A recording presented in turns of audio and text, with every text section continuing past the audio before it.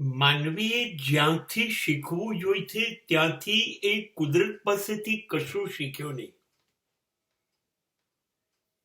આ માનવીના જીવનની સૌથી મોટી ટ્રેજેડી છે.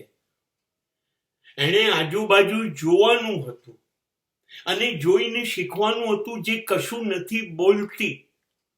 એવી કુદરત તમને દર મિનિટે ઈશારા કરે છે કે આમ આમ જીવાય. આપણે એ ઈશારા નથી જોવા. આપણે આપણી જાતને એટલી મહાન માની લીધી કે આપણે વિચારી લીધું કે કુદરત આપણને શું શીખવાડતી હતી.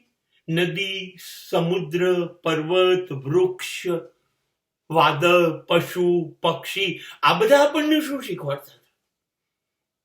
જીવનના અદ્ભુત સંદેશાઓ આ જ લોકોએ આપ્યા છે.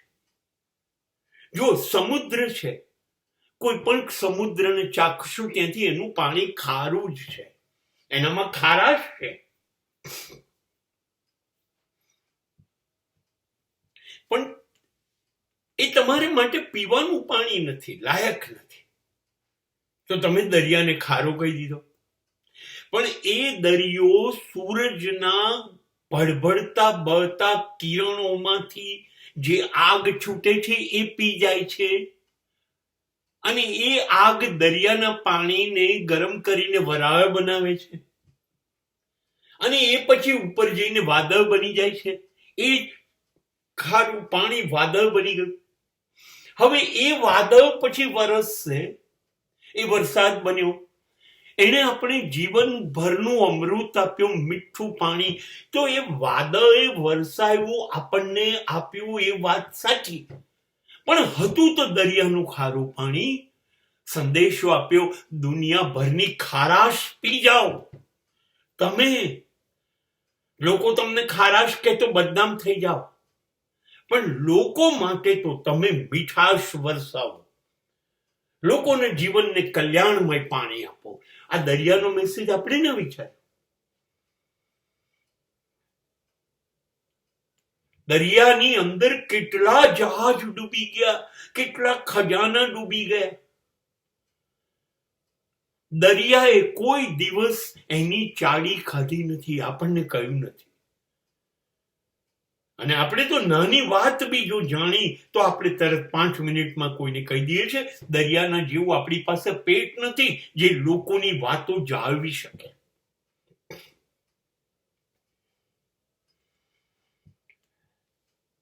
અને મહાન છે. પૃથ્વીના 70% ભાગ ઉપર સમુદ્ર છે અને છતાં પોતાની મર્યાદામાં રહે છે. તમે જ્યાં સુધી છેડછાડ ના કરો ત્યાં સુધી કિનારા સુધી આવે છે, અથડાઈ અને પાછો જતો રહે છે. તમે ડિસ્ટર્બ કરો છો તો મુશ્કેલી ઊભી કરે છે. દરિયાનો સંદેશો ન સ્વીકાર્યો, વાદળનો સંદેશો ન સ્વીકાર્યો. જો વાદળ એ કોઈ ભેદભાવ રાખતું નથી, સમાન છે. बरसात का बादल तो दीवाना है शायद. એને એ નથી ખબર કે એને ક્યાં વરસવાનું છે. એ કોઈ ભેદભાવ નથી રાખતો. એ પહાડની ટોચ ઉપર પણ વરસે છે, ખીણમાં વરસે છે. ખીણના વૃક્ષને પાણી પાય છે, દરિયા કિનારાના વૃક્ષને પાણી પાય છે. રણમાં વૃક્ષ ના હોય તોય જઈને નાખી આવે છે. એના માટે કોઈ ભારત નથી, કોઈ પાકિસ્તાન નથી, કોઈ અમેરિકા નથી.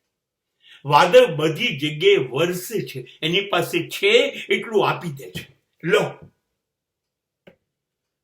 એ નથી એવું વિચારતો કે મારે ધનવાનના ઘર ઉપર ધોધમાર વરસવું જોઈએ, નહીં, અને ગરીબના ઘર પર ના વરસવું જોઈએ, નહીં. બરસાત કા બદલ તો દીવાના હૈ શાયદ. એને એ નથી ખબર કે બિલ ગેટ્સ દુનિયાનો સૌથી પૈસાદાર છે, એને ત્યાં વધારે વરસવું, અને જે ફૂટપાથ પર સુઈ જાય છે ભિખારી, એને ઝૂંપડી પર વરસવાની શી જરૂર. હું અંબાણીને ત્યાં વધુ વર્ષીશ નહીં.